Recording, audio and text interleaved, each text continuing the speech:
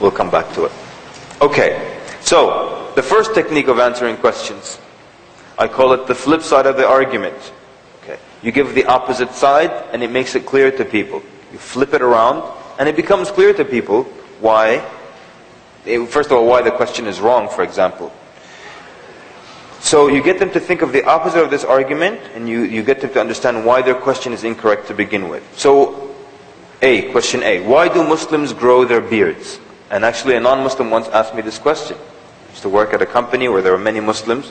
He noticed the Muslims had beards. So he asked me, I want to ask you, why is it that Muslims always grow their beard?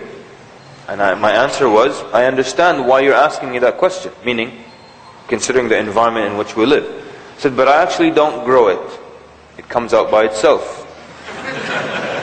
True or false? It's not like I wake up and put some manure and go outside in the sun, check, is it growing? Huh? Is it growing? It just comes out by itself. So I told him, because what is natural is when a male matures, he develops facial hair. I told him, if you ask a child now to draw the face of a man and the face of a woman, the child will naturally add facial hair to the face of the man. Because when a man develops, he naturally produces facial hair. So what is natural is for your hair to grow out.